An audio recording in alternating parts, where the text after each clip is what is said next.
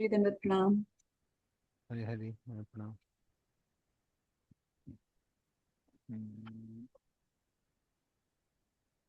Hare Krishna Krishna Krishna Hare Hare, Hare Ram Ram Ram Hare. Okay, now voice is good. Start करते हैं prayer से। ओम अज्ञानतिमिरन्धस्य ज्ञानाञ्जनशलाकया चक्षुरुन्मिलितं येन तस्मै श्रीगुरुवे नमः। श्रीचैतन्यमनोभीष्टं स्थापितं येन भूतले स्वयं रूपदा मह्यं ददाति स पदान्तिकं। वन्देऽहं श्रीगुरो शिवतापद्कमलं श्रीगुरून् वैष्णवांश्च श्रीरूपं साद्वैतं सावधूतं परिजनासहितं कृष्णचैतन्यदेवं श्रीराधाकृष्णपादान् सगणा ललिता श्रीविशाखान्वितां च नमो विष्णुपादाय कृष्णप्रेष्ठाय भूतले श्रीमते भक्तिवेदान्त स्वामिनित्य नाम्ने। नमस्ते सारस्वते देवे गौरवाणी प्रचारणे निर्विशेष शून्यवादी पाश्चात्य देस्तान्ने वाञ्छाकल्पतरुभ्यश्च कृपा सिन्धुभ्यः च पतितानां पावनेभ्यो वैष्णवेभ्यो नमो नमः।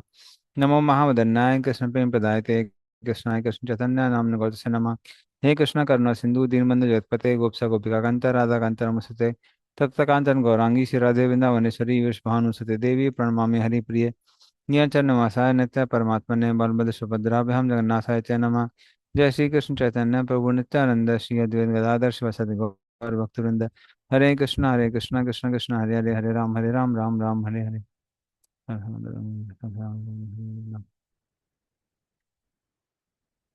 हरे कृष्ण। तो कहाँ से स्टार्ट करने वाले थे हम लोग?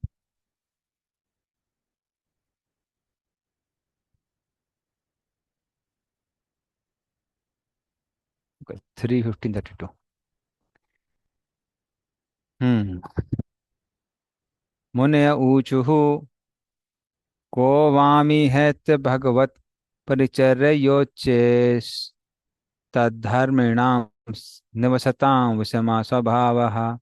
तस्मिन् प्रशान्तपुरुषे गतविग्रहे वाम को वात्मवत् कुहल कुहकयो परिसंकिनीयः। पढ़ी इसका अर्थ और तात्पर्य। हरे कृष्णा। मुनियों ने कहा, ये दोनों व्यक्ति कौन हैं जिन्होंने ऐसी विरोधात्मक मनोवृत्ति विकसित कर रखी है। ये भगवान की सेवा करने के उच्चतम पद पर नियुक्त है और इनसे यह उम्मीद की जाती है कि इन्होंने भगवान जैसे ही गुण विकसित कर रखे होंगे। ये दोनों व्यक्ति वैकुंठ में किस तरह रह रहे हैं? इस भगवत धाम में किसी शत्रु के आने की संभावना कहाँ है? उन पुरुषोत्तम भगवान का कोई शत्रु नहीं है। भला उनका कौन ईर्ष्यालु हो सकता है? शायद ये दोनों व्यक्ति कपटी है तथा अपनी तरह होने से अन्यों पर शंका करते हैं। तात्पर्य: वैश्विक लोगों के वासियों तथा भौतिक लोग के वासियों में अंतर यह है, वैकुंठ में सारे निवासी भगवान की सेवा में लगे रहते हैं और उनके समस्त सद्गुणों से युक्त होते हैं। महापुरुषों ने ये विश्लेषण किया कि जब कोई बद्ध जीव मुक्त होता है और भक्त बनता है तो भगवान के लगभग 79% सद्गुण उसमें आ जाते हैं। अतः वैकुंठ लोक में भगवान तथा निवासियों के बीच शत्रुता का प्रश्न ही नहीं उठता। इस भौतिक जगत में नागरिक मुख्य प्रशासकों या राजा दक्षों के प्रति शत्रुता रख सकते हैं, किंतु वैकुंठ में ऐसी कोई मनोवृत्ति नहीं होती। जब तक मनुष्य पूरी तरह सद्गुण विकसित कर नहीं लेता, तब तक उसे वैकुंठ में प्रविष्ट नहीं होने दिया जाता। अच्छाई या सद्गुणशीलता का मूल सिद्धांत है भगवान की अधीनता स्वीकार करना। इसलिए मुनिगण चकित थे। उन्हें महल में प्रविष्ट होने से रोकने वाले दोनों द्वारपाल वैकुंठ लोक के निवासियों जैसे नहीं थे। कहा जा सकता है कि द्वारपाल का कर्तव्य यह निश्चित करना है किसे महल में प्रवेश करना दिया जाए और किसे नहीं, किंतु इस संदर्भ में यह प्रासंगिक नहीं है, क्योंकि वैकुंठ में किसी को तब तक प्रवेश नहीं होने दिया जाता जब तक वह भगवान की भक्ति में 100% उन्मुख नहीं हो लेता। वैकुंठ लोक में भगवान का कोई शत्रु प्रवेश नहीं कर सकता। कुमारों ने यह निष्कर्ष निकाला कि द्वारपाल होने केवल इसलिए रोक रहे हैं क्योंकि वे स्वयं कपटी थे। हरे कृष्ण। धन्यवाद। तो क्योंकि चतुष कुमार अभी बहुत गुस्सा थे, इसलिए वो क्या करते हैं, पहले जय विजय को आ, उनकी भर्त्सना करते हैं और फिर वो कहते हैं कहते हैं कि तद धर्मिणी नाम, जो लोग भी भगवान के सेवक हैं उनके पास तो वैसी गुण होने चाहिए जो जैसे भगवान के पास गुण है। क्यों? क्योंकि वो भगवान के पास रह रहे हैं। जैसे प्रभुपाद भी कई बार बोलते हैं कि अगर आपको अग्नि में प्रवेश करना है तो आपका शरीर भी किसका होना चाहिए? अग्नि का ही होना चाहिए। तो उस तरह से इन लोगों के अंदर भी भगवान जैसी गुण होने चाहिए। तो फिर ये लोग ऐसा काम क्यों कर रहे हैं कि जो भगवान नहीं करते हैं? भगवान ब्राह्मणों का इतना ज्यादा सम्मान करते हैं और इनके अंदर दिख रहा है कि नहीं नहीं नहीं, ये ब्राह्मणों को रोक रहे हैं, ये तो भगवान का नेचर नहीं है, तो ये तो गलत काम कर रहा है। तो जय वजह कहते हैं नहीं, ऐसा हो भी सकता है भाई।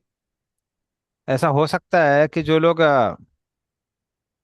भगवान के शत्रु हैं वो ब्राह्मण का वेश बना के वैकुंठ में प्रवेश करने का प्रयास करें। इसीलिए पहले हमको उनसे प्रश्न पूछना चाहिए और फिर उनको एंट्री देनी चाहिए। तो चतुष कुमार बोलते हैं नहीं, तुम दोनों के दोनों कपटी हो। तुम दिखा रहे हो कि तुम लोग भक्त हो, पर तुम लोग भक्त नहीं हो। तुम भगवान के शत्रु हो। क्यों? क्योंकि तुम ब्राह्मणों का अनादर कर रहे हो। इसलिए शांति, जो एक भक्त चित्त होता है, शांत चित्त होता है, तो वो तो तुम्हारे अंदर दिख नहीं रही है, बल्कि तुम्हारे अंदर लड़ने की प्रवृत्ति दिखाई दे रही है। इसीलिए भगवान को किसी पर अविश्वास अविश्वास करने की आवश्यकता नहीं है तुम लोगों को छोड़ के। तो आत्मवत तुम अपने जैसी ही पूरी दुनिया को समझ रहे हो, क्योंकि तुम लोग कपटी हो। इसलिए तुमको क्या लग रहा है कि बाकी दुनिया कपटी है। तो इस तरह से वो क्या करते हैं, उनका उनकी भर्त्सना करते हैं, कड़े शब्दों में निंदा करते हैं। ठीक है, आगे देखते हैं हम लोग।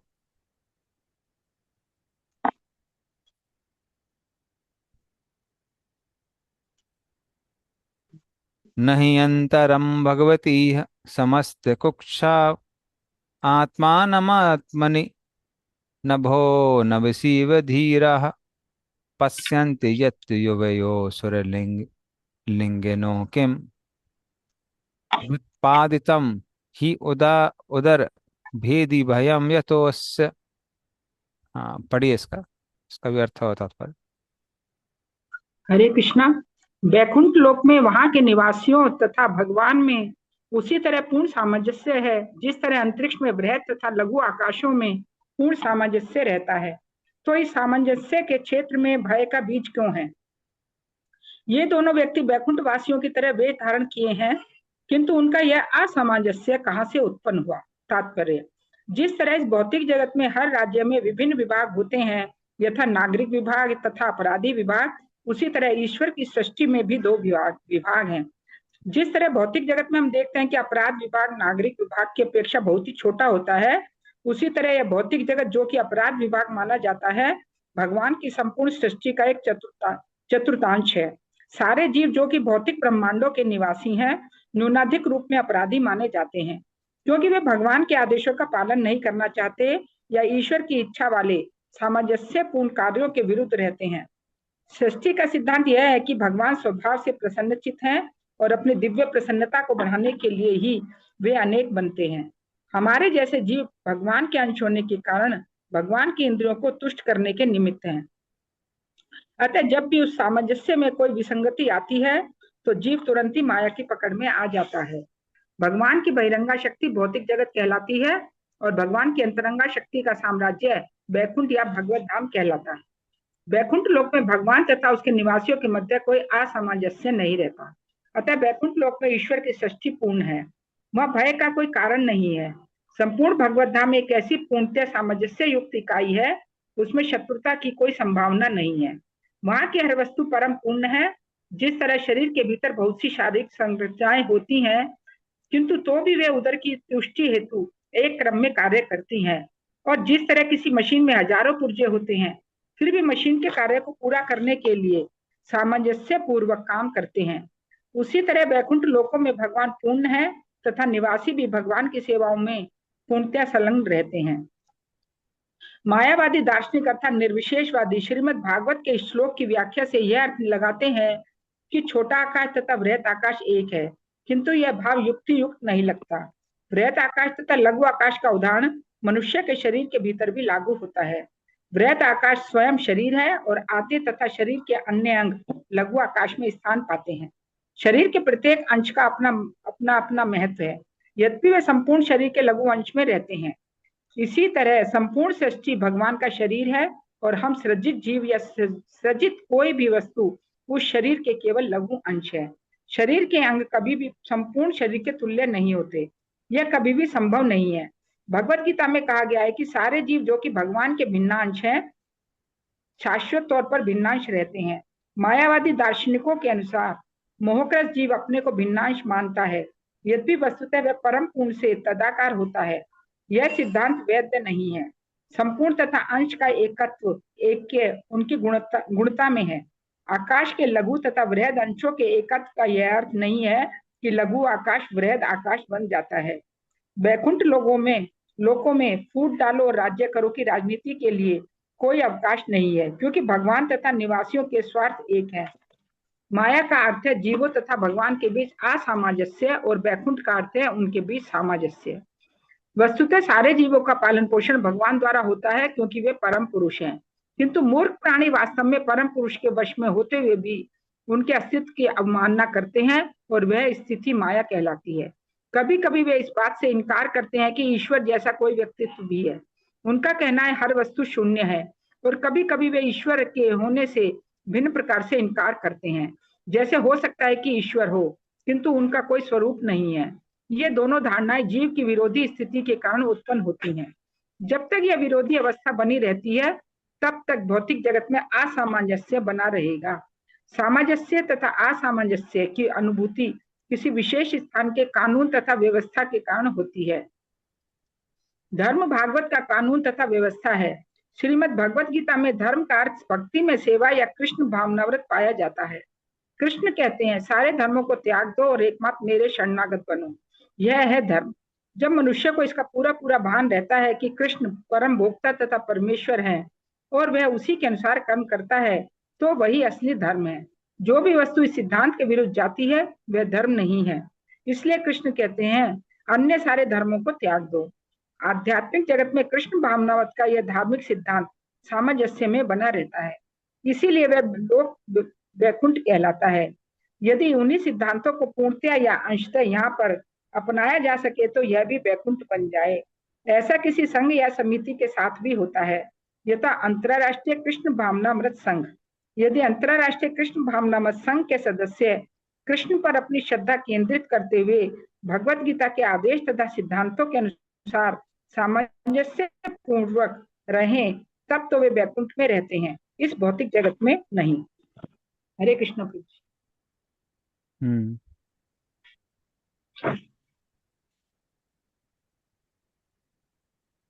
तो इस श्लोक में वो कहते हैं कि जो लोग ज्ञानी हैं, हाँ, वो जीव में और वैकुंठ में, वैकुंठ के जो भगवान है उनमें कोई अंतर नहीं देखते हैं ऐसे लोग। वो भगवान नहीं अंतरम भगवती है समस्त कुक्षाव, जो अपने शरीर के अंदर या अपने पेट के अंदर पूरे ब्रह्मांड को धारण किए हुए हैं। और फिर वो उसका एक एनालॉजी देते हैं, आत्मनि में आत्मनि नभो नभसी व धीरहा। जैसे वायु एक मटके के अंदर है, मटके के बाहर है, तो दोनों में कोई अंतर नहीं है। या फिर नभ, नभ मतलब होता है आकाश, आकाश एक मटके के अंदर एक मटके के बाहर है, तो दोनों में क्या है, कोई अंतर नहीं है, दोनों आकाश ही है। तो पश्यन्ति ये तो युवो स्वरलिंगो किम युपादितम उदर भेदी वहम ये तो अस्य। तो आपको किस कारण से भगवान की चिंता हो रही है? कोई आके उनके पेट को काट देगा, उधर को भेज देगा, कि ऐसा कैसा है? क्योंकि भगवान तो इतने शक्तिशाली हैं। तो इस तरह से वो लोग कहते हैं। तो वो कहते हैं कि मूर्खों सुनो कि समस्त कुक्षा, पूरा ब्रह्मांड ही भगवान के अंदर है, और इसलिए ज्ञानी लोग जीव में और भगवान में कोई अंतर नहीं दिखता है। हाँ। तो ये जो घटाकाश पटाकाश, घट आकाश, घड़े के अंदर जो आकाश है, और पटाकाश जो बाहर आकाश है, तो दोनों में कोई अंतर नहीं है। तो ये यहाँ पर चतुष कुमार कह रहे हैं, और एक गान ज्ञानियों के बीच में बहुत फेमस एनालॉजी है कि अगर मान लीजिए इस अहंकार रूपी मटके को तोड़ दिया जाए, तो जीव जो है वो ब्रह्म में लीन हो जाता है। और क्योंकि अभी तक इस एपिसोड में चतुष कुमार ज्ञानी ही हैं, भक्त नहीं बने हैं, इसलिए वो भी इसका आश्रय ले रहे हैं। लेकिन ये सिर्फ किसके रूप में है? ये गुणात्मक रूप में है, क्वालिटी के बेसिस पे है। लेकिन हम लोग अड़ू हैं और भगवान विभू हैं, वो बहुत बड़ा अंतर है।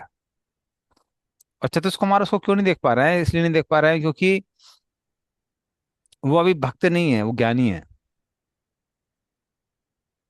और इसलिए जनरली चतुष कुमार शांत भक्ति बनते हैं, शांत रस के भक्त। क्योंकि शांत रस के जो भक्त हैं वैकुंठ धाम में, आ, वो सोचते हैं कि भगवान इतने महान है, हम उनकी सेवा कैसे कर सकते हैं, उनकी रक्षा करने की क्या आवश्यकता है। वो सेम आर्गुमेंट वो लोग यहाँ भी दे रहे हैं कि जब भगवान इधर हैं, भगवान इतने महान है कि पूरे ब्रह्मांडों को अपने उदर में धारण किए हुए हैं, तो भगवान को रक्षा की क्या आवश्यकता। हाँ। तो वो कहते हैं कि इसलिए किस कारण से आप कपड़े तो पहने हैं भक्त वाले, आपको लगता है कि उधर भेदी कोई आके भगवान के उधर को भेज देगा। अरे भगवान के उधर में तो पूरा ब्रह्मांड है, क्या भेजेगा उनके उधर को। तो जब भक्ति और बढ़ जाती है, तब व्यक्ति सोचता है कि हाँ भगवान की सेवा करनी चाहिए। वरना कोई सोचेगा कि अरे भगवान तो विराट रूप है, कैसे कपड़े पहना है उनको। सेवा भाव चला गया ना।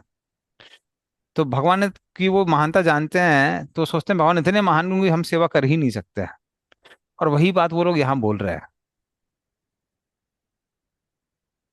तो इस तरह से वो गलत नहीं बोल रहे हैं, पर वो इनकम्प्लीट है। उनको एक स्टेप और आगे जाना था, जो कि जिस जिस स्तर पे जय विजय हैं, और ये चतुष कुमार नहीं समझ पा रहे उस स्तर को। कि हाँ भगवान महान है, फिर भी ऐसे महान व्यक्ति की सेवा करनी चाहिए ना। और चतुष कुमार क्या बोले, उनको सेवा की आवश्यकता ही नहीं है। तो ये डिफरेंस है यहाँ पे दिखाई दे रहा है। और फिर वो कहते हैं कि जो जीव की चेतना है, हाँ, आ, तो वो भगवान से अभिन्न है। लेकिन असलियत ये है कि जीव के ज्ञान में और भगवान के ज्ञान में बहुत अंतर है। भगवान सर्वज्ञ हैं, सब कुछ जानने वाले हैं, और जीव अपने बारे में थोड़ा सा जानता है, वो पूर्ण रूप से नहीं जानता है। जैसे सूर्य की गर्मी में और एक दीपक की गर्मी में अंतर होता है। हम ये नहीं बोल सकते दोनों का, अरे भाई गर्मी तो है, अंतर है पर दोनों में। हम्म। हाँ। तो इस तरह से वो लोग इस अचिंत्य भेदाभेद तत्व को नहीं जानते हैं, चतुष कुमार, अभी इस एपिसोड में अभी तक। तो इसलिए वो कह रहे हैं कि प्रभुपाद भी बोलते हैं कि ये घटाकाश पटाकाश वाला जो एनालॉजी है ठीक नहीं है, उचित नहीं है। क्योंकि हम लोग घड़े की तरह नहीं है। तो एनालॉजी वो अच्छी होती है जिसमें दो सिमिलरिटीज होती है। ये सिमिलरिटीज, तो आप बोल सकते हैं हाँ भगवान विभु है मड़ु है, इस तरह से हम लोग घड़े के अंदर हैं, भगवान आकाश की तरह है, ठीक है समझ गए। लेकिन क्या हम मटके की तरह हैं? नहीं। क्या क्या क्या एंगार का मटका इस तरह टूट सकता है? तो उसमें सिमिलरिटी ज्यादा दिखाई नहीं देती है। इसलिए प्रभुपाद कहते हैं कि एनालॉजी अच्छी नहीं है, अच्छी नहीं। ठीक है। ठीक, चलिए आगे चलते हैं।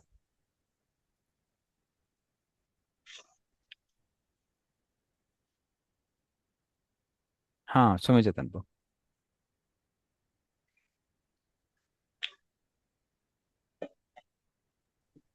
हरे कृष्ण को। अरे वो, हरे कृष्ण। तो जी, तो ये जो लोग घटा आकाशन, वो जो लोग बोलते हैं, जो hmm what Prabhupada is also writing given in the corpus, हम्म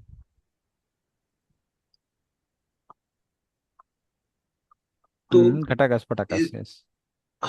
सो इसका प्रूव जी माने like like like how do I put it, like इसका नाम मैंने व्हेन इट कम्स तो उसको ब्रेक कैसे किया जाए। अच्छा, मतलब आप घड़ी की ब्रेक करने की बात कर रहे हैं क्या, हम्म। या फिर एनालॉजी को ब्रेक करने की बात कर रहे हैं, आप किसको ब्रेक करने की बात कर रहे हैं? एनालॉजी को। हाँ see, analogy means there has to be as many differences, as many similarities between the analogy as possible। इसमें वही मैं कर रहा हूँ, एक ही सिमिलरिटी इसमें दिख रही है क्या, भगवान उस विभू की तरह बहुत बड़े हैं और हम लोग बहुत छोटे हैं, उसके अलावा क्या सिमिलरिटी, और कोई तो सिमिलरिटी दिख नहीं रही है। एक्चुअली मेरी इसके ऊपर काफी लंबी बहस हुई थी अपने एक रिलेटिव के साथ, वो भी मेरे छोटे भाई की सगाई के दिन। सारे कैमरे फिर उसके तो देखने की जगह यहाँ पे दिखाने लगे थे, हमने बोला उस तरफ दिखाओ, हम लोग लड़ रहे थे यहाँ पे। तो हमारे एक रिलेटिव वो काफी बड़े, मतलब अपने उसके ज्ञानी है, तो ये अपना घटाकाश पटाकाश वाली एनालॉजी सुना रहे थे। तो मैंने उनको बोला कि देखिए, जब आप तुलनात्मक की बात करते हैं, एनालॉजी की बात करते हैं, तो एक चीज की तुलना दूसरे से होनी चाहिए, उसके अलावा आप सिमिलरिटी बताइए। बोले नहीं बता पा रहे हैं। फिर मैंने उनको दूसरी एनालॉजी दी। मैं बोला उनको कि आप लोग एक और एनालॉजी देते हैं, मैं और बताता हूँ। तो फिर बोले हाँ ठीक है, कि जैसे कोई बूंद है, वो सागर में अगर वो हो जाती है, आ, मिल जाती है, तो उस तरह से लीन हो जाती है। बोले हाँ हाँ हाँ, हम लोग ये लोग भी एनालॉजी भी है। तो हमने कहा देखिए, उसमें भी आप इसके अलावा और कोई डिफरेंस नहीं बता पाएंगे कि वो विभू और अणु है। लेकिन अगर मैं उस बूंद को क्या करूं, बूंद को मैं मान लूं कि वो इतनी छोटी है कि वो एक एटम बन जाती है, और उस एटम को हम पेंट कर देते हैं रेड कलर में। अब मैं उसको समुद्र के अंदर डालता हूँ, तो क्या वो अपनी इंडिविजुअलिटी मेंटेन करेगी? तो बोले हाँ मेंटेन तो करेगी। तो हमने कहा देखिए, ये जो एनालॉजी है ये भगवान बोलते हैं भगवत गीता में, नया नाम छंदंति शस्त्राणी। क्या आप बूंद को तो काट सकते हैं तलवार से, लेकिन एक एटम को नहीं काट सकते। नैनम दहती पावका, आप उसको जला नहीं सकते। ना चाहिए ले दे आपको, आप उसको सुखा नहीं सकते हैं। ना सोचती मारुता, हम्म, आप उसको गीला नहीं कर सकते, सुखा नहीं सकते, यस। तो आप नहीं कर सकते ये सारी चीजें। तो इस तरह से वो अपनी इंडिविजुअलिटी मेंटेन करती है। तो ये एनालॉजी कहलाती है। एनालॉजी में मतलब as many similarities possible are should be there on both the sides. तो एक रूल है ये, जब हम इक्वलिटी की बात करते हैं। अदरवाइज तो कोई भी कुछ भी एनालॉजी बना सकता है। कोई किसी को थप्पड़ मार दे, बोले कि मैं बैट हूं तुम बॉल हो, मेरा काम है तुमको मारना, फटाफट फटाफट पीटते जा रहे हैं। पर दैट इज नॉट एनालॉजी ना। तो एनालॉजी मतलब होता है जितनी सिमिलरिटीज पॉसिबल है उतनी हो, तब उसको हम एनालॉजी कहते हैं। और हर एनालॉजी एक लिमिटेशन भी होती है। मान ली 4 सिमिलरिटीज या 5 सिमिलरिटीज, उसके बाद काम नहीं करती है। सो दैट्स व्हाई प्रूवर्स है कि it's not a very good analogy, क्योंकि उसमें ज्यादा सिमिलरिटीज नहीं है। ठीक है। So Proji, the pot is basically considered to be the body. No, false ego. Okay. Pot is the false ego. Hmm तो तो फिर वो माने बड़ा आकाश हो गए भगवान, हम्म छोटा एंड का जीव हो गया, आत्मा हो गई। जीव हो गया। तो तो देन तो देन उन लोग बोलते कि लाइक अगर वो फॉल्स ईगो गया, हाँ so what are they exactly referring to, माने माने मटका तो माने जैसे यहाँ पे Prabhupada is given that the big sky is the body itself, and हाँ the intestines and other parts of the body occupy the small sky. हाँ। Prabhupada is speaking as if now he's talking, they are talking about body, but many times they talk about false ego also. Anyway, whether you talk about gross body or subtle body, doesn't matter. But the point is, what they say is that the soul is engaged in this body, gross or subtle. And when this body, subtle or gross body destroyed, then you merge in the supreme. So that is what they say. Okay. Okay, so basically उन लोग का कहना है proof, ऐसे अभी pot पड़ा हुआ है तो by sky they are not meaning the sky, by sky they mean the space. हाँ, तो स्काई मीन उसके स्पेस ओनली अंदर ना। Yes, okay, sky mean space. So उसमें आपका वो कुछ स्पेस है, तो हम्म अगर वो घड़ा टूट गया हम्म तो वो दोनों स्पेस कंबाइन हो गया। कमान हो जाएंगे, तो वो पूरा जो इटरनल स्पेस है उसका पार्ट बन जाएगा। ओके, हम्म तो लेकिन फिर वहां पे तो दूसरा घड़ा भी तो आ सकता है टूट के। हाँ, दूसरा घड़ा वो उसकी बात नहीं करते हैं, वो उसको घड़े को भी बनने नहीं देना है। अच्छा, वो ये इस घड़े को तोड़ दीजिए बस, आप ये घड़े हैं, तो फिर आप मर्ज हो जाएंगे वो यूनिवर्सल उसमें, कॉन्शियसनेस में। So they talk about universal consciousness. And प्रोजी इन लोग का एक तो वो मटका का भी कुछ रहता है ना, कि वो फॉर्म जो चेंज होता रहता है, like in many places this Prabhupada gives, शायद ऐसा एक एनालॉजी भी रहता है ना, कि वो मिट्टी से घड़ा बनता है देन बैक टू मिट्टी होता है नहीं वाला। नहीं, वो अलग है, वो अलग है, वो उसका है उपादान कारण और निमित्त कारण, वो अलग वाला है। हमने डिस्कस किया था ना, व्हील में को जैसे घुमाते हैं तो वो निमित्त कारण बन जाता है, जो कॉबलर है, और मिट्टी से फिर वो घड़ा बनाता है। तो घड़े जो मिट्टी होती है उसको हम लोग उपादान कारण कहते हैं। तो दैट इज डिफरेंट एनालॉजी। ठीक है। Okay. Thank you.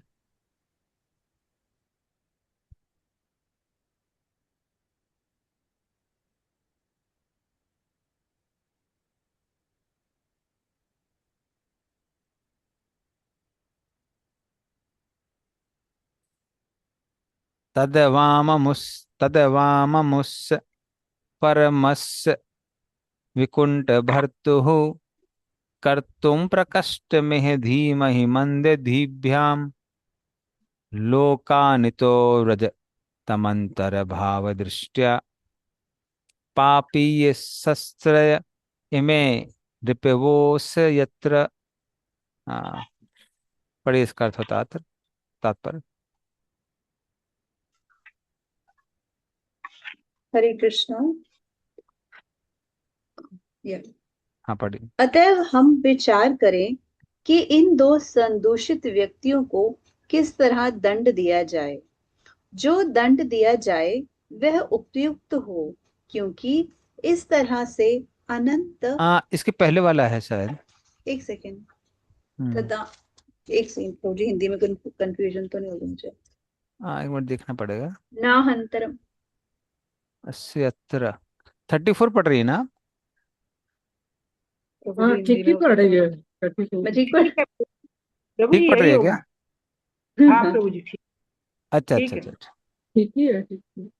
Okay okay, ठीक। Sorry sorry. 32, 33, 34। हाँ जी प्रभु जी। वो 34 है, ओके ठीक। आया। इंग्लिश से वो नहीं कर रहा था, ठीक है। हाँ, मेरे को भी लगा कि शायद मैं कुछ गलत तो नहीं पढ़ रही। अतएव हम विचार करें कि इन दो संदूषित व्यक्तियों को किस तरह से दंड दिया जाए। जो दंड दिया जाए वह उपयुक्त हो, क्योंकि इस तरह से अंततः उन्हें लाभ दिया जा सकता है। क्योंकि वे वैकुंठ जीवन के अस्तित्व में द्वैत पाते हैं, अतः वे संदूषित हैं और उन्हें इस स्थान से भौतिक जगत में भेज दिया जाना चाहिए, जहां जीवों के 3 प्रकार के शत्रु होते हैं। तात्पर्य श्रील प्रभुपाद जी द्वारा। श्रील प्रभुपाद की जय। शुद्ध आत्माएं भौतिक जगत की अस्तित्व परक परिस्थितियों में, जो कि परमेश्वर का अपराध विभाग है, क्यों आती हैं? इसका वर्णन भगवत गीता 7.27 में हुआ है। ये कहा गया है कि जब तक जीव शुद्ध रहता है वे परमेश्वर की इच्छाओं का सम, सम्राग सामंजस्य रखता है, किंतु अशुद्ध होते ही वह परमेश्वर की इच्छाओं का असमंजस्य रखने लगता है। संदूषणों के कारण उसे इस भौतिक जगत में स्थानांतरित होने पर विवश किया जाता है, जहां जीवों के 3 शत्रु होते हैं। ये है इच्छा, क्रोध तथा काम वासना। ये तीन जीव शत्रु को भौतिक जगत में रहने के लिए बाध्य करते हैं, और जब कोई उनसे मुक्त हो जाता है तो वो भगवत धाम में प्रविष्ट होने का पात्र बन जाता है। इसलिए इंद्र तृप्ति का अवसर ना मिलने पर मनुष्य को क्रुद्ध नहीं होना चाहिए और उसे आवश्यकता से अधिक पाने के लिए वासनापूर्ण नहीं होना चाहिए। इस श्लोक में स्पष्ट कहा गया है कि दोनों द्वारपालों को भौतिक जगत में भेज देना चाहिए, जहां अपराधियों को रहने की अनुमति रहती है। चूंकि अपराध भावना के मूल सिद्धांत इंद्र तृप्ति, क्रोध तथा अनावश्यक काम वासना है, अतः जो लोग जीवन के इन तीन शत्रुओं द्वारा संचालित होते हैं, वे कभी भी वैकुंठ नहीं भेजे जाते। लोगों को भगवत गीता पढ़कर समझना चाहिए और पूर्ण पुरुषोत्तम भगवान श्री कृष्ण को सारी वस्तुओं का स्वामी स्वीकार करना चाहिए। उन्हें अपनी इंद्रियों को तुष्ट करने का प्रयास न करके परम पुरुष की इंद्रियों को तुष्ट करने का अभ्यास करना चाहिए। कृष्ण भावना अमृत में प्रशिक्षण से मनुष्य को वैकुंठ जाने में सहायता मिलेगी। हरे कृष्ण। धन्यवाद। तो इस तरह से जब इतना करने के बाद भी उन लोगों का क्रोध शांत नहीं होता है, तब वो क्या कहते हैं, तद्वाम अमुष्य परमस्य वैकुंठ भर्तु। हाँ, कर्तुम प्रकष्ट ये धीमहि मंद दीभ्याम। तो हमको वो कहते हैं कि हम लोग को सोचना चाहिए कि ये जो मंद दीभ्याम बुद्धू लोग हैं कहाँ, बुद्धू आ, वो हैं, भृत्य हैं, सर्वेंट्स हैं किसके, वैकुंठ भर्तु। जो वैकुंठ के भर्तु हैं भगवान नारायण, उनके जो ये भृत्य हैं वो मूर्ख हैं। तो हमको देखना चाहिए इनके लिए क्या अच्छा है। तो फिर वो क्या बोलते हैं, लोकामितो व्रजताम अंतर्भाव दृष्टा पापी चित्र में इमे रिपवो अस्य यत्र। तुम उस जगह रहो जहां पर त्रय पापी यस्यस त्रय, तीन तरह के जो पाप है वो व्यक्ति को परेशान करते हैं। किन को परेशान करते हैं, जिनकी अंतर्भाव दृष्टिया, जिनकी दृष्टि क्या है, डिफरेंसेस देखने की। वो लोग कॉमनलिटी नहीं देख पाते हैं, वो क्या देखते हैं, डिफरेंसेस देखते हैं। हाँ, तो वो कहते हैं कि अब हम आपको उस जगह पे भेजेंगे जहां पे आप भेद देखेंगे,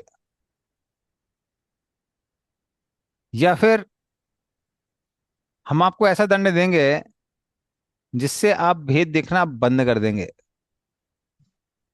जैसे कभी आपने भेद देखा, हम जैसे ब्राह्मणों को रोका और भगवान का अपमान किया,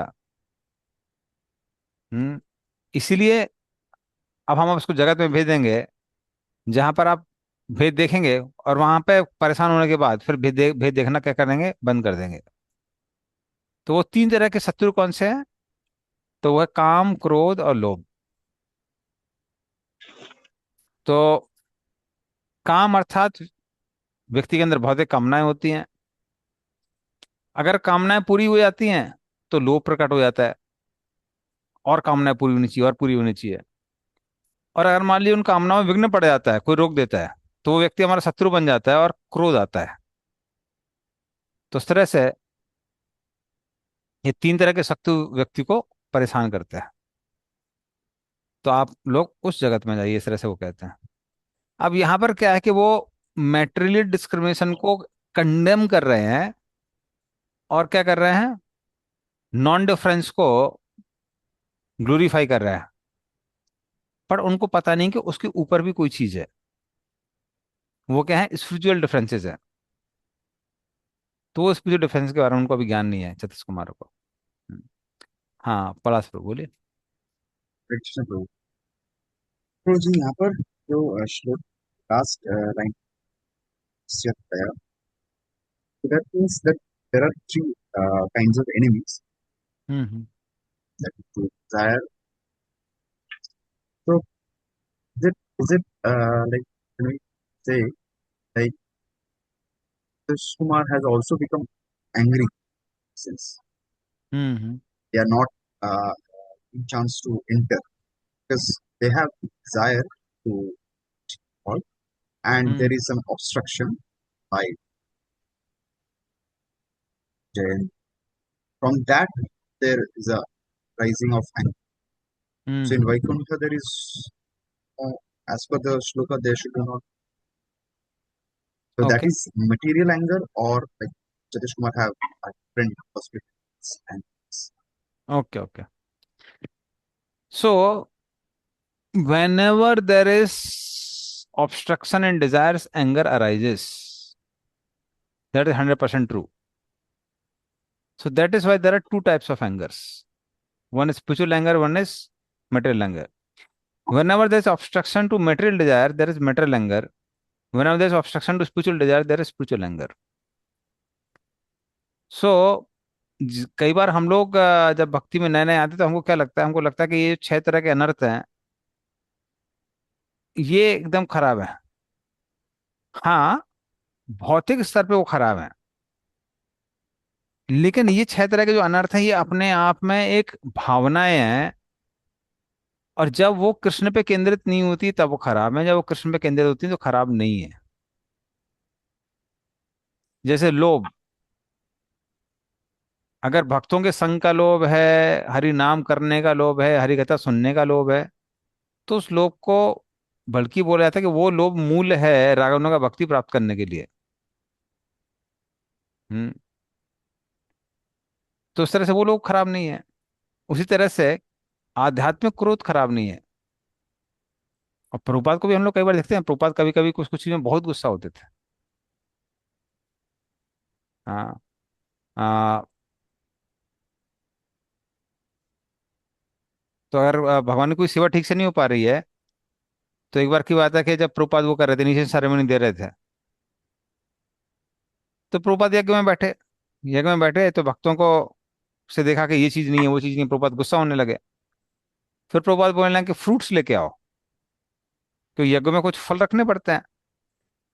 तो भक्त लोग गए, पहली बात तो 20 मिनट बाद फ्रूट्स लेके आए, और वो भी क्या करके आए, वो फल को काट वाट के भगवान को ऑफर करके लेके आ गए कि प्रभुपाद खा लीजिए।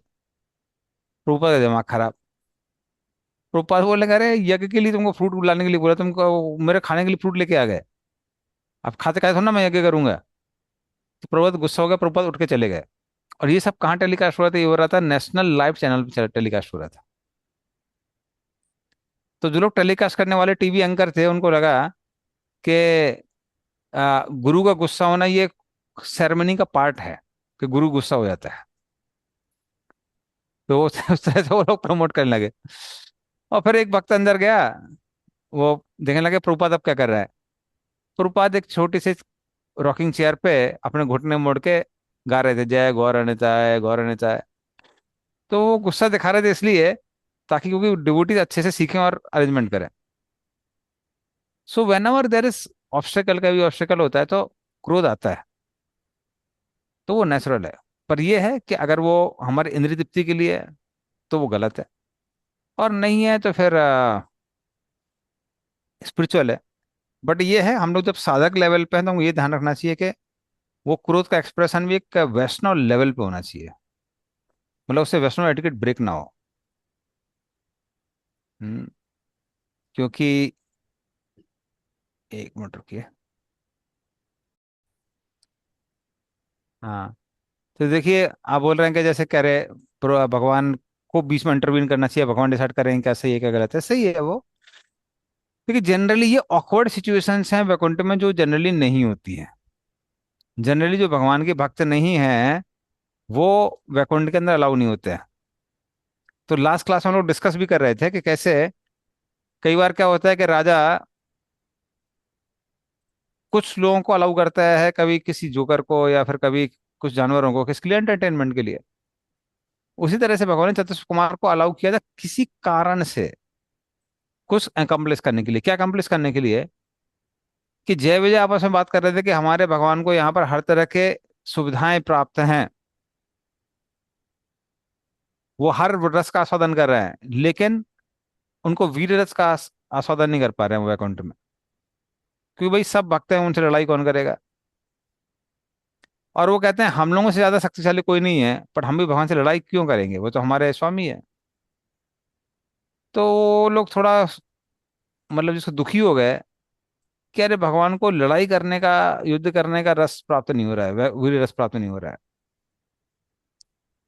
तो फिर भगवान उसको अंदर ही सोच रहे थे और बोले कि हमारे भक्तों की हमारी सेवा करने की इच्छा है, तो सेवा तो मुझे लेनी चाहिए, लेकिन वैकुंठ अच्छा स्थान नहीं है सेवा लेने के लिए, तो भौतिक जगत में ही ले सकते हैं उसको। तो फिर तो भगवान ने अरेंजमेंट किया, क्या किया, लक्ष्मी जी एंटर करने लगी।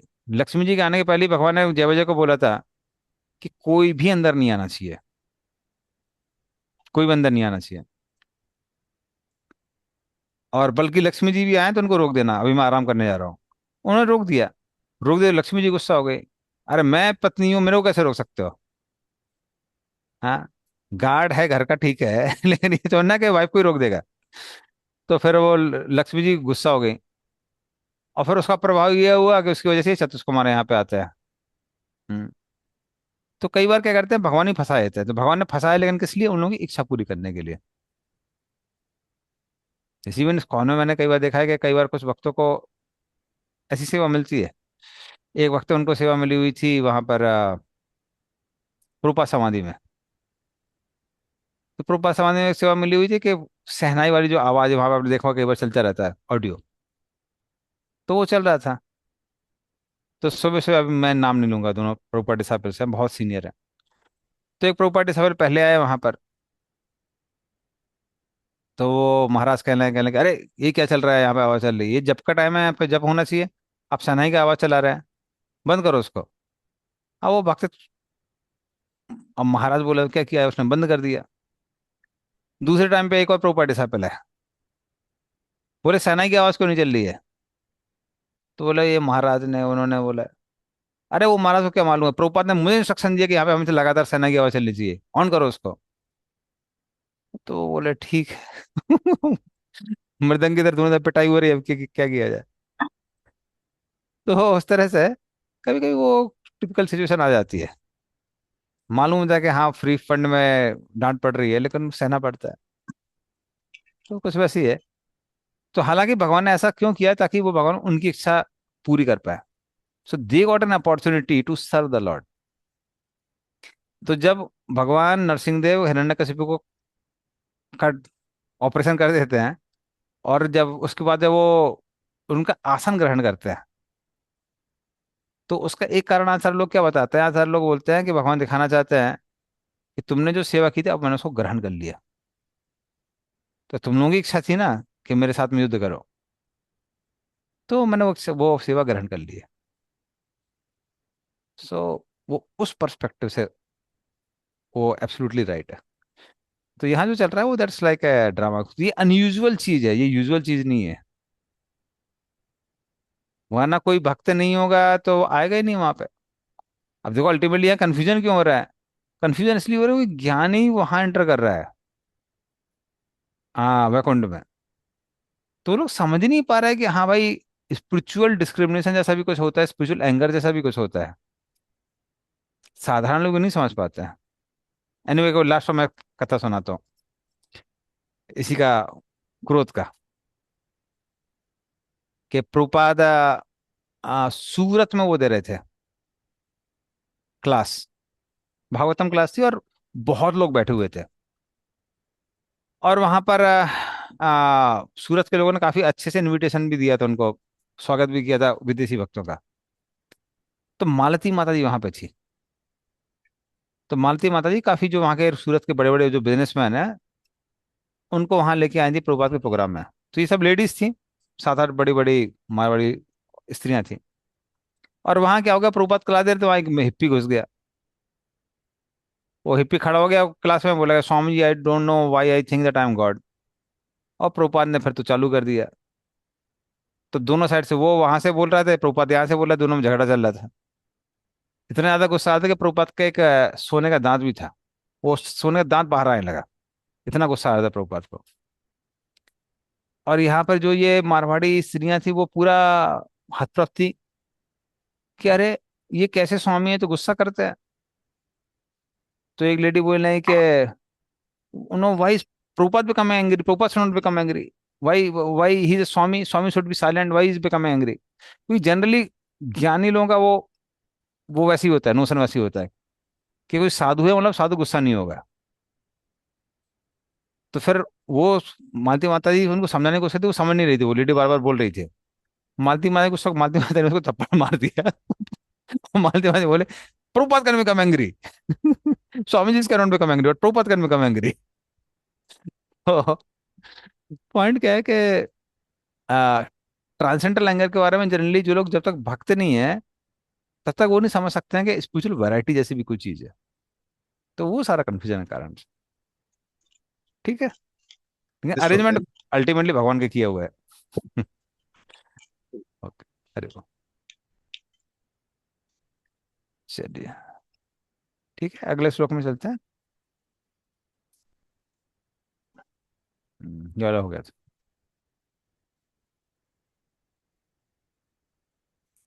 तेषाम् इतीरितम् अभाव अवधार्य घोरम तं ब्रह्मदंडम अनिवारणम अस्त्रपूगे सद्यो हरे अनुचरावुरु भिव्यतस्तत्पादग्रहावपतता मदिकातरेण।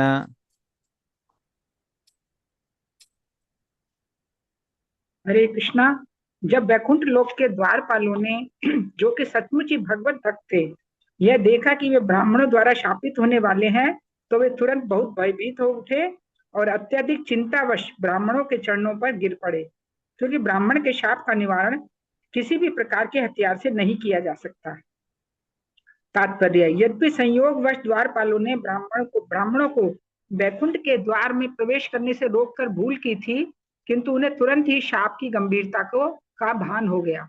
अपराध कई प्रकार के होते हैं, किंतु सबसे बड़ा अपराध है भगवत भक्त का अपमान करना। क्योंकि द्वारपाल भी भगवत भक्त थे, अतएव उन्हें अपनी भूल समझ में आ गई, और जब चारों कुमार उन्हें शाप देने जा रहे थे तो वे भयभीत हो उठे। हरे कृष्ण। हाँ, धन्यवाद। तो तेषाम राम भाव उदार घोरम तम ब्रह्मदंडम अनिवर्णम अस्त्र पूगे। तो ब्रह्मदंड, तो उनको समझ में आ गया था चतुष्कुमारों को। हाँ, सद्यो हरे अनुचराव, तो जो अनुचर थे भगवान हरि के, उनको समझ में आ गया था कि अभी ब्रह्मदंड प्राप्त होने वाला है। हम्म, और उसको किसी भी तरह के अस्त्र, अस्त्र पूगे, निवारणम, निवारणम, उसका निवारण नहीं कर सकते किसी भी अस्त्र से। किससे? किसका? ब्रह्मदंड का। तो इसलिए वो लोग बहुत भयभीत हो गए और चतुष कुमारों के चरणों पे गिर गए। हाँ, पहले वो लोग भयभीत हुए और फिर उसके बाद गिरकर उनसे दंड प्रणाम करके क्षमा याचना करने लगे। तो फिर चतुष कुमार सोचने लगे शायद आ, हमने कोई गलती तो नहीं की है,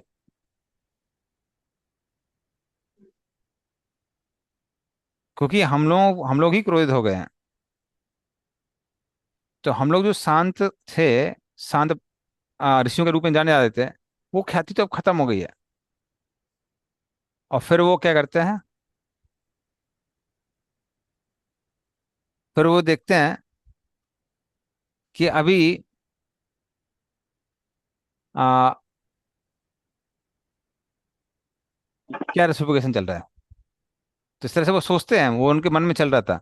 और वहां से जो जय वजय है वो रेसिप्रोकेट करने लगता है। तो हम लोग नेक्स्ट श्लोक में देखते हैं।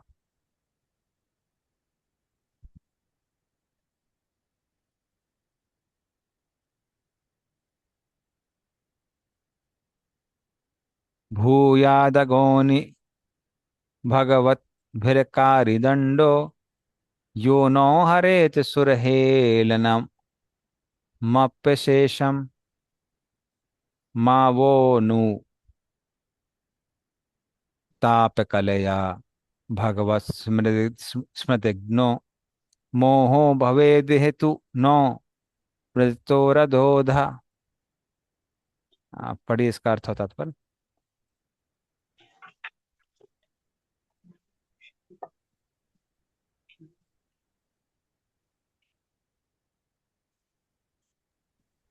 कृष्णा, मुनियों द्वारा शापित होने के बाद द्वारपालों ने कहा, यह ठीक ही हुआ है कि आप ही हमें आप जैसे मुनियों का अनादर करने के लिए दंड दिया है, किंतु हमारी प्रार्थना है कि हमारे पछतावे पर आपकी दया के कारण हमें उस समय भगवान की विस्मृति का मोह न आए कि हम नीचे नीचे जा रहे हैं।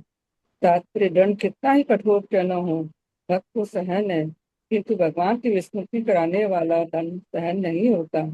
द्वारपाल जो स्वयं भी भक्त थे, समझ गए कि उन्हें कौन सा दंड दिया जाने वाला है, क्योंकि उन्होंने मुनियों को वैकुंठ लोक में प्रविष्ट न होने देकर तो महान अपराध क्या था, उससे वे सचेष्ट थे। निमित्तम जीव योनियों में, जिनमें पशु योनि भी सम्मिलित है, ईश्वर की विस्मृति प्रमुख है। द्वारपाल इससे अवगत थे कि भौतिक जगत के अपराध विभाग में जा रहे हैं, और उन्हें आशंका थी कि निम्नतम योनि में डाले जा सकते हैं, जिससे वे परमेश्वर को भूल जाए। इसलिए उन्होंने प्रार्थना की कि शाप के कारण उन्हें जो जीवन मिलने जा रहा है, उसमें ऐसा घटित न हो। भगवत गीता 16:19-20 में कहा गया है कि जो लोग भगवान तथा उनके भक्तों से ईर्ष्या करते हैं, वे जीवन की अति गहरी योनि में डाल दिए जाते हैं। ऐसे मूर्ख जन्मांतर भगवान का स्मरण नहीं कर पाते, और इस तरह वे अधोगति को प्राप्त होते रहते हैं। हरे कृष्णा। तो उस तरह से चतुष कुमार ऐसा सोच ही रहे थे, करे हमने एक गलत काम किया है। और यहाँ क्या होता है, दोनों द्वारपाल जय विजय उनके चरणों पे गिर जाते हैं, और फिर वो कहते हैं कि आपने जो भी हमको दंड दिया है वो उचित है, अघोनी भूयाद, उसको रहने दीजिए। हम लोग उसको आशीर्वाद की तरह ले रहे हैं।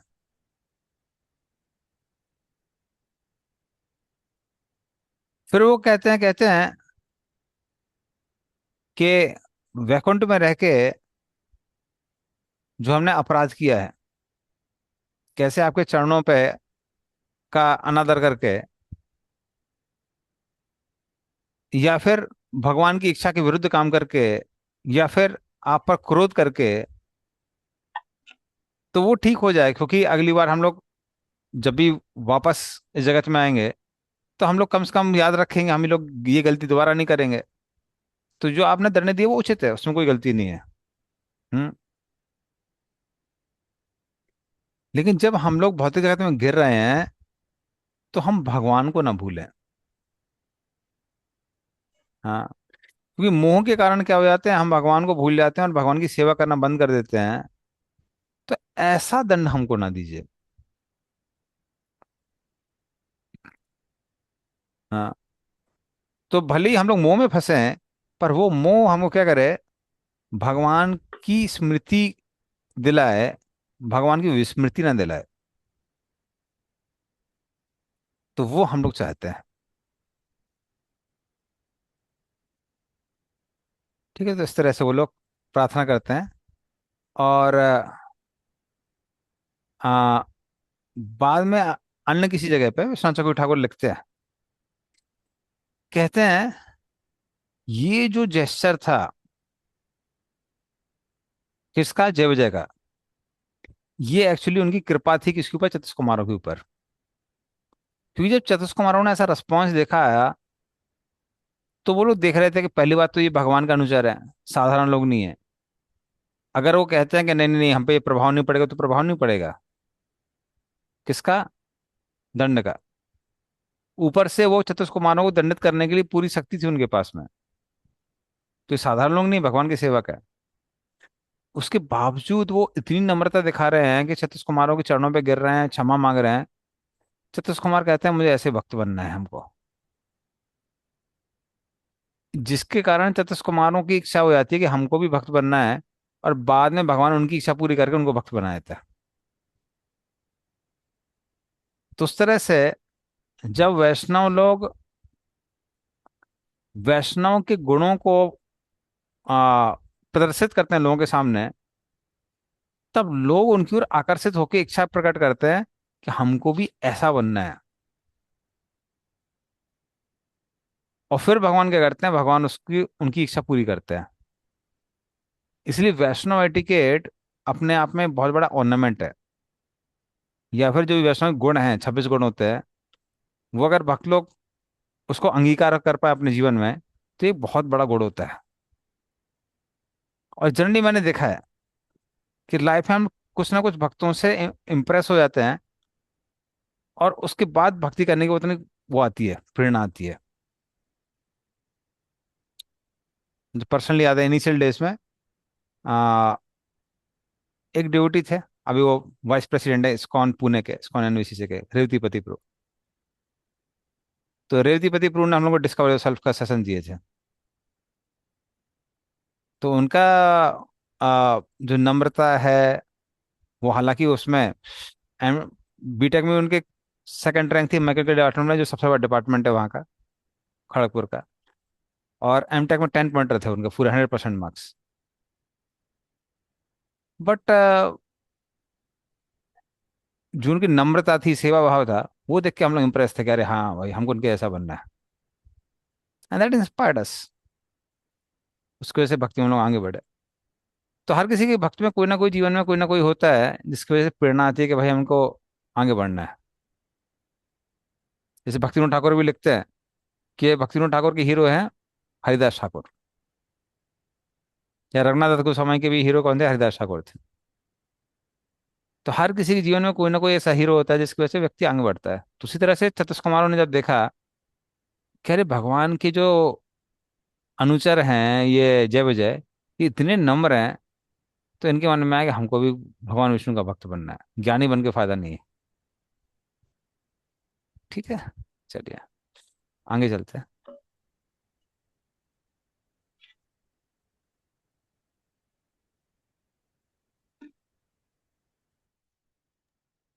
एवं तदे भगवान अरविंद नाभ स्वानाम विबुद्ध सद अतिक्रमार हृदय तस्मिन्नयो परमहंस महामुनीनाम अन्वेक्षणीय चरणों चलयन सहस्री। हाँ, हाँ, हरे पढ़िए इसका कृष्णा। अर्थ तो। हाँ।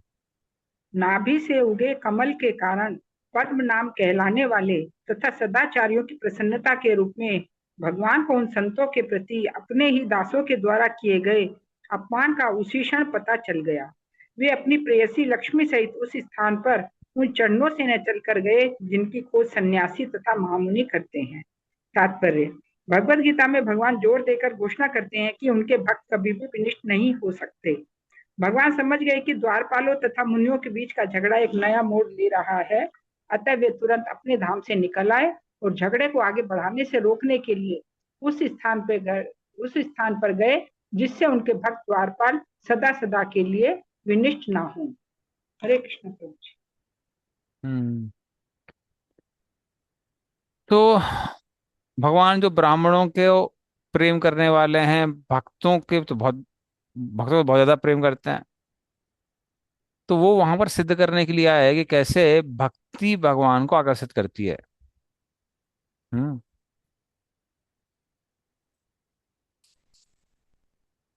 तो कैसे भक्ति जो है वो भगवान को आकर्षित करती है, तो उसको सिद्ध करने के लिए भगवान वहां पर आते हैं। क्योंकि भगवान यहाँ पे देख रहे थे कि दोनों के दोनों, चतुष कुमार और जय विजय, पहले जय विजय और बाद में चतुष कुमार की बात कर सकते हैं हम लोग, वो सबके सब अब वैष्णव के लक्षण दिखा रहे हैं। दोनों के दोनों बहुत नम्र हो गए हैं, ये सोच के कि अरे हमने इनको, इनका अपमान कर दिया। तो जय विजय सोच रहे थे कि हमने चतुष कुमारों का अपमान किया है, और चतुष कुमार सोचते हैं कि अरे हमने अपने भगवान के भक्तों पर क्रोध कर दिया, तो हमने उनका अपमान कर दिया। तो जब इस तरह से वो दोनों दोनों कर रहे थे, तो उस भक्ति को देख के भगवान आकर्षित होते हैं और वहां आ जाते हैं। हाँ, किसके साथ आते हैं? लक्ष्मी जी के साथ में आते हैं। तो स्वानाम, वो समझ जाते कि जो मेरे लोग हैं, कौन, मेरे भक्त हैं।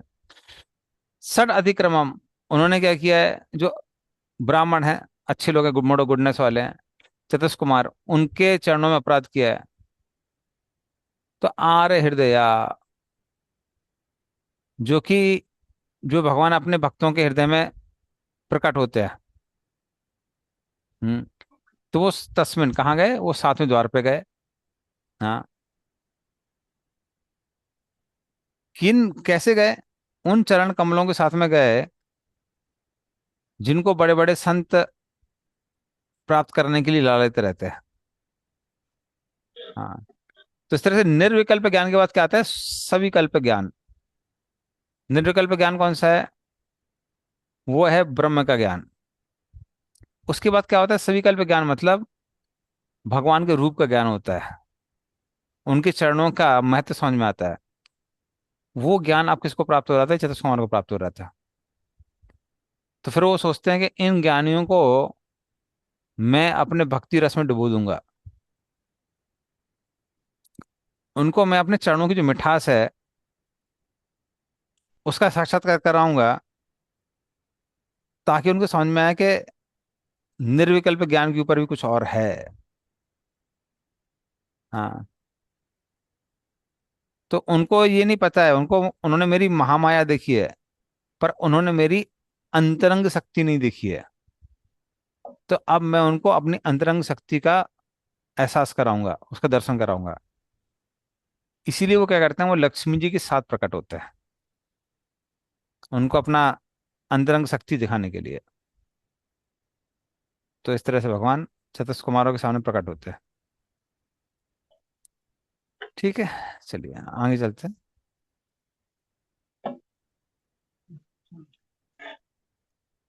तम त्वागतम प्रतिहितोप्येकं स्वपुंभिस्त्रियचक्षताक्ष विषयम स्वसमाधिभाग्यम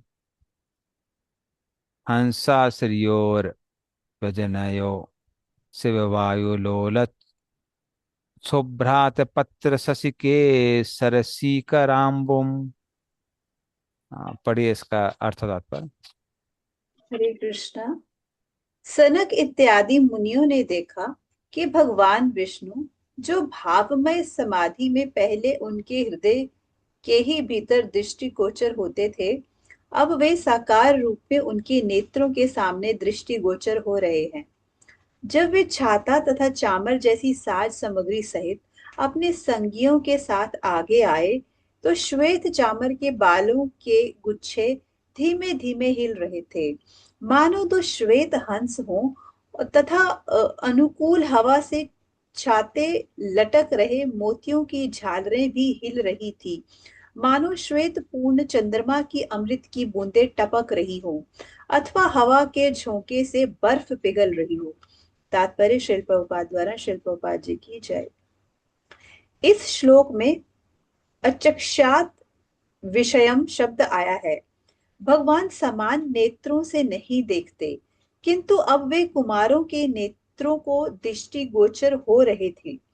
अन्य महत्वपूर्ण शब्द समाधि भाग्यम है। जो ध्यान करता अत्यंत भाग्यशाली होते हैं, वे योग विधि के द्वारा भगवान विष्णु रूप को अपने हृदयों के भीतर देख सकते हैं, किंतु उन्हें साक्षात देखना दूसरी बात है। यह केवल शुद्ध भक्तों के लिए ही संभव है। अतएव कुमारों ने देखा कि भगवान अपने संगियों सहित आ रहे हैं, जो छाता तथा चामर लिए हुए हैं। तो वे आश्चर्यचकित रह गए कि वे तो भगवान का साक्षात दर्शन कर रहे हैं। ब्रह्म संहिता में कहा गया है कि ईश्वर प्रेम में उच्चस्थ भक्तगण अपने हृदयों के भीतर सदैव भगवान श्याम सुंदर का दर्शन करते हैं, किंतु जब वे परिपक्व हो जाते हैं तो वही भगवान साक्षात उनके समक्ष दिखते हैं।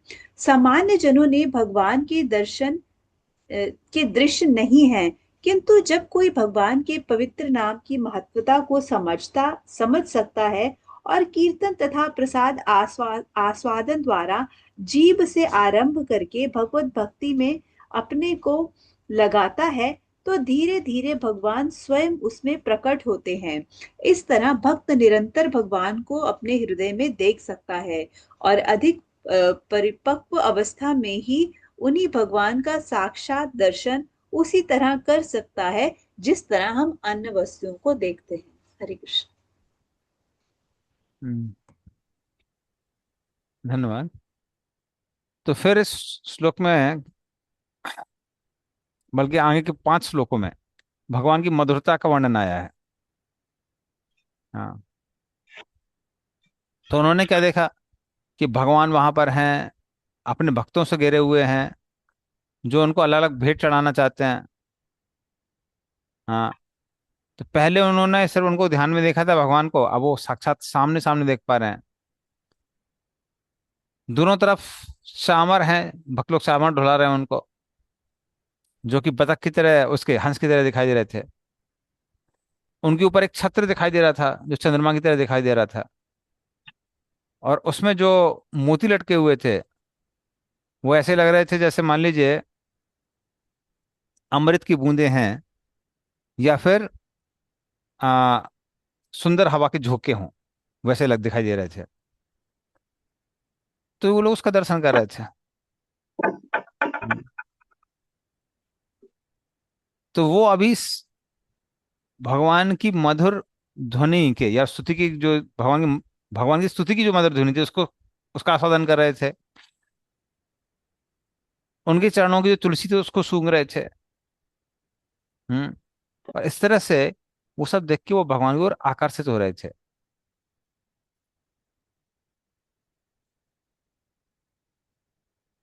तो फिर वो देख रहे थे कि भक्त लोग भगवान की सेवा कर रहे हैं और कह रहे हैं कि देखो देखो देखो, भगवान अपने चरण चरण कमलों से बाहर आ रहे हैं। और फिर वो देख रहे थे कि जो भक्त लोग गेट पे थे, वैकुंठ जगत में थे, उस कुछ लोग विमान पे थे, कुछ लोग उद्यान पे थे, वो सब के सब भगवान को देख दर्शन करने के लिए आ रहे हैं। तो कुछ लोग गहने लिए हुए थे, कुछ कपड़े लिए हुए थे, कुछ फल लिए हुए थे, कुछ इत्र लिए हुए थे, कुछ फूल लिए हुए थे, कुछ लोग आरती का पूरा सामान लिए हुए थे, और सब भगवान की सेवा करने के लिए तैयार थे। तो अक्ष व्यसायम, तो जैसे ही वो चतुष कुमारों के आ, सामने दृष्टिगोचर होते हैं, तो फिर क्या होता है, वो लोग आकर्षित हो जाते हैं। हाँ, तो क्या वो लगातार भगवान के दर्शन कर पा रहे थे? नहीं देख पा रहे थे,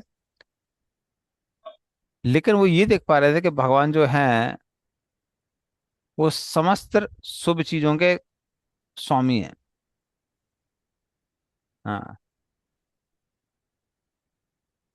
तो इस तरह से वो सोच रहे थे कि जो ध्यान या हमने किया था भगवान के ऊपर, समाधि में जो उनके दर्शन किए थे, अब वो सफल हुई, क्योंकि हम भगवान को अपने आंखों से देख पा रहे हैं।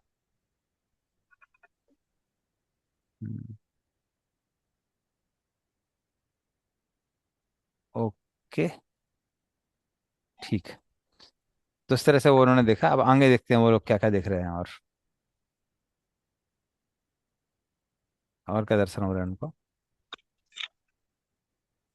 कृष्ण कृष्ण प्रसाद सुमुखम सप्रहणीय धाम स्नेहावलोक कलया विषम प्रसन्नतम सामे प्रथावरसि शोभिता श्रिया स्वयचूड़ामणिम सुभगयन्तम इवात्मधिष्ण्यम।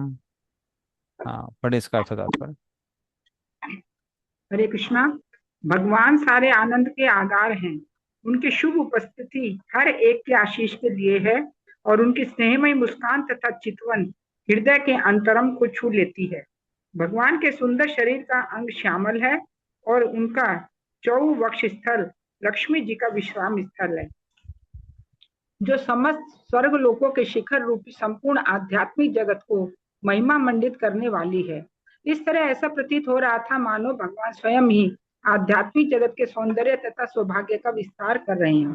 तात्पर्य, जब भगवान आए तो सबों के हृदय प्रसन्न हुए, इसीलिए यहाँ पर कहा गया है कि कृष्ण प्रसाद सुमुखम। भगवान जानते थे कि दोषी द्वारपाल भी उनके शुद्ध भक्त थे, यद्यपि संयोगवश उन्होंने अन्य भक्तों के चरणों पर अपराध किया था। भक्ति में किसी भक्त के प्रति अपराध करना अतीव घातक होता है। इसीलिए श्री चैतन्य महाप्रभु ने कहा है, भक्त के प्रति किया गया अपराध उस मत्त हाथी की तरह है जो इधर उधर दौड़ता है। जब कोई मत्त हाथी किसी बगीचे में घुसता है तो वह सारे पौधों को कुचल डालता है। उसी तरह शुद्ध भक्त के चरणों पर किया गया अपराध भक्ति में उसके पद की हत्या कर देता है। जहां तक भगवान की बात है, वे तनिक भी अपमानित मुद्रा में न थे, क्योंकि वे अपने निष्ठावान भक्त द्वारा किए गए किसी अपराध को स्वीकार नहीं करते। किंतु भक्त को अन्य भक्त के चरणों पर अपराध करने के प्रति अति सतर्क रहना चाहिए। सबों पर संभाव रखने तथा अपने भक्तों के प्रति विशेष रूप से उन्मुख होने वाले भगवान ने अपराध करने वालों पर उतनी ही दया दृष्टि से देखा जितने की अपराध किए जाने वालों पर। भगवान की यह प्रवृत्ति दिव्य गुणों के अपार आगार होने के कारण है। भक्तों के प्रति उनकी प्रसन्न मुद्रा इतनी मोहक तथा हृदय स्पर्शी थी कि उनकी मुस्कान तक उनके लिए आकर्षक हो गई। वह आकर्षक न केवल इस भौतिक जगत के समस्त उच्च लोकों के लिए दिव्य था, अपितु उससे परे आध्यात्मिक जगत के लिए भी था। सामान्यतः लोगों को इसका अनुमान नहीं हो पाता कि उन उच्चतर लोकों में स्वाभाविक स्थिति क्या है, जो सारी साज सामग्री की दृष्टि से अत्यधिक संपन्न है। फिर भी वैकुंठ लोक इतना सुहावना है तथा इतना दैवी है कि इसकी उपमा मणियों के हार के मध्य मणि या लाकेट से दी जाती है। इस श्लोक में स्पृह धाम शब्द सूचित करता है कि भगवान समस्त आनंद के आगार हैं, क्योंकि उनमें सारे दिव्य गुण पाए जाते हैं। यद्यपि जो लोग निर्विशेष ब्रह्म में तदाकार होने के आनंद के लिए लालायित रहते हैं, वे इनमें से केवल कुछ ही गुणों की कामना करते हैं। किंतु ऐसे ही कुछ इच्छुक हैं जो भगवान के दासों के रूप में उनका साक्षात सानिध्य चाहते हैं। भगवान इतने दयालु हैं कि वे हर एक को शरण देते हैं, चाहे वे निर्विशेषवादी हो या भक्त हो। वे निर्विशेषवादियों को अपने निर्विशेष ब्रह्म तेज के रूप में शरण देते हैं, जबकि भक्तों को वे अपने निजी धाम वैकुंठ लोकों में आश्रय प्रदान करते हैं। वे अपने भक्तों के प्रति विशेष रूप से उन्मुख रहते हैं। वे अपने मुस्कान तथा उन पर अपनी चितवन से ही भक्तों के हृदय के अंतस्थल को छू लेते हैं। वैकुंठ लोक में भगवान सदा ही सैकड़ों हजारों लक्ष्मी द्वारा सेवित होते हैं।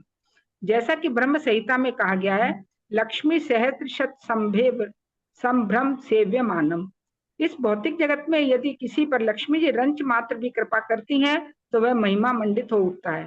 अतः हम इसी से अनुमान लगा सकते हैं कि आध्यात्मिक जगत में भगवान का साम्राज्य कितना महिमा मंडित है, जहाँ सैकड़ों हजारों लक्ष्मियां भगवान की सेवा में लगी रहती हैं। इस श्लोक की अन्य विशेषता यह है कि इसमें स्पष्ट बतलाया गया है कि वैकुंठ लोक कहाँ स्थित है।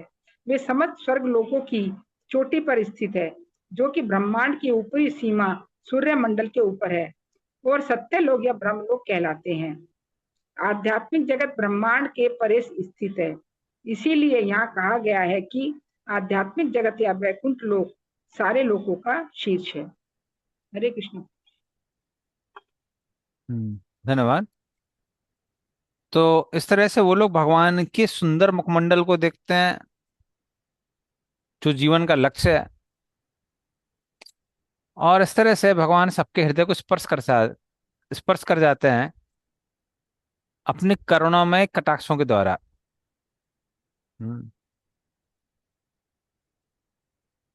क्योंकि वो कहाँ स्थित है? वैकुंठ में, जो कि सारे ब्रह्मांडों का चूड़ामणि कहलाता है, जो सबसे ऊपर कहलाता है। तो प्रभुपाद बताते हैं कि वो बताता है कैसे वो सत्यलोक के भी ऊपर है वैकुंठ। और उनके हृदय में कौन था? लक्ष्मी जी का चिन्ह था। तो उससे हो क्या रहा था, जो कुमार लोग थे, कुमार लोगों के मन में संशय था। वो सोच रहे थे कि हमने तो भाई भगवान का हम दर्शन लेने आए थे, हमने क्या किया? हमने उनके अनुचरों को ही श्राप दे दिया। तो शायद भगवान हमसे बहुत क्रोधित होंगे। कह रहे भाई आप आए और हमारे जो प्रिय अनुचर थे, सेवक थे जय विजय, उनको आपने हाँ, उनका दंडित कर दिया आपने। पर जब उन्होंने देखा कि भगवान बाहर से भी खुश दिख रहे थे और अंदर से भी खुश दिख रहे थे, तब वो लोग रिलैक्स हो गए। लगता है भगवान पूर्ण रूप से हमसे प्रसन्न है। और वो देख रहे थे कैसे भगवान सौंदर्य, सुंदर ध्वनि, महक, हम्म, यौवन, दया, उदारता, इन सबके मूर्तिमान स्वरूप हैं। तो वो पूर्ण रूप से कैसे हो गए, भगवान को देखे इम्प्रेस हो गए। और वहां जो जय विजय थे, जय विजय भी पश्चाताप कर रहे थे। वो उसे यार अभी हमारा पतन हो जाएगा, हाँ, ये ब्रह्म साहब के कारण फिर हमको भगवान की मधुरता का आस्वादन करने का मौका नहीं मिलेगा। लेकिन भगवान उन सबको प्रसन्न कर रहे थे, कैसे? अपनी कृपा कटाक्ष के द्वारा। और इस तरह से उन्होंने सबके मन को हर लिया। हाँ। तो आत्मा धिष्ण्यम, तो बाएं तरफ, खासकर चेस्ट के ऊपर पार्ट में, जो एक सोने की लाइन है भगवान के हृदय में, वहां कौन निवास करती है? वहां पर लक्ष्मी जी निवास करती है। और वो जो निवास स्थान है वो स्वर्गलोक के ऊपर, जो सत्यलोक है उससे भी ऊपर है। हम्म। तो इस तरह से भगवान के स्वरूप को देख के सब के सब वहां पर क्या हो जाते हैं, संतुष्ट हो जाते हैं और प्रसन्न हो जाते हैं। हाँ। तो अपने मन के द्वारा और आंखों के द्वारा सारे भक्त लोग भगवान की सुंदरता का आस्वादन कर रहे थे वहां पे। ठीक है। तो कैसे और भगवान उनको अट्रैक्ट करते हैं, तो वो हम लोग नेक्स्ट क्लास में कंटिन्यू करेंगे।